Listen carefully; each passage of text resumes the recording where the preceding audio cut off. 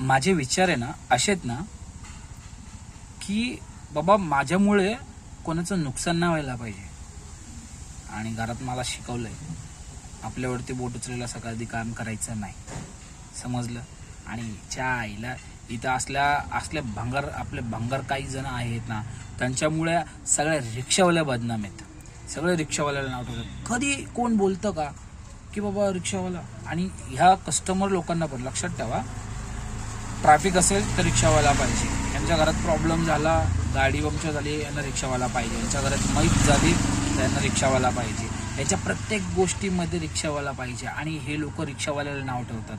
तर का हे लोकांना चांगल्या गोष्टी पाहायला भेटत नाही, वाईटच गोष्टी पाहायला भेटतात. आणि एक म्हणजे तुमचे 10 चांगल्या गोष्टी कोण बघत नाही, एकच वाईट गोष्ट बघतं. आणि हे एक वाईट गोष्ट आहे ना, हे तुमच्यासारखे बोलते जे मीटरनी घेऊन जात नाही, समजलं.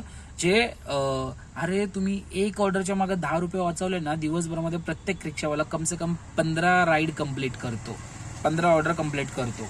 तर 15 ऑर्डरचे जवळजवळ 150 ते 200 रुपये. अरे 150 ते 200 रुपयेमध्ये किती तुमचा गॅस, तुमच्या रिक्षा मेंटेनन्स येतं, काय गोष्टी असतात, तुमचा खर्च निघतं माहितीये. लॉंग रूटचे जर राईड असेल तर त्याच्या मागे 40, 80, 100 रुपयाचा फरक येतो.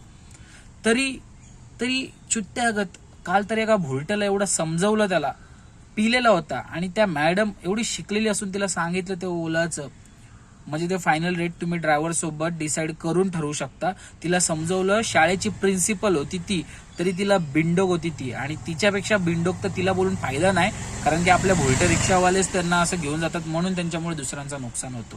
तर माझं म्हणणं असं आहे की स्वतःचं आपल्यामुळे दुसऱ्यांचं नुकसान कधी व्हायला नाही पाहिजे, समजलं. तर ह्या मीटरच्या नादामध्ये किंवा ह्याच्या नादामध्ये ओला उबेर आपली गाणं मारते. तर मीटरनेच घेऊन जायचं. आता बरेच जण म्हणतात, तुम्ही कस्टमर बोलतात की तुम्ही मग मीटरने जात असेल तर ओला उबेर रजिस्टर करू नका, ॲप नका करू. मग त्यांना बोलायचं ना की बाबा तुम्ही जर मीटरने येत असेल तर आम्ही ओला उबेर ॲप कशाला यूज करू, तुम्ही नकाच यूज करू ना. तुम्ही एवढा अशी तुम्हाला गेटपर्यंत येता येत नाही, तुम्हाला दारातच रिक्षा पाहिजे. मग तुम्हाला दारातच रिक्षा पाहिजे तर मग रिक्षावाल्यांचे पण म्हणणं ऐका ना तुम्ही. प्रत्येक रिक्षावाला काय तुम्हाला लुटतो का? तुम्हाला वाटलं ना तो रिक्षावाला लुटतोय, तुम्हाला डाऊट आहे, तर गव्हर्नमेंटने नंबर दिलेला आहे, त्यांना म्हणायचं सरळ, मी तर नंबर दाखवेल तुम्हाला, मी नंबर टाकून टाकला, तुम्हाला काय प्रॉब्लेम असेल तर याच्यावरती तक्रार करा माझ्याबद्दल. 2-3 कस्टमरने केले, पण त्यांना सांगितलं मी मीटर प्रमाणे घेऊन चाललोय. काय नाही कोण करत, काय पोलिस कोणी काय करत नाही, समजलं तुम्हाला.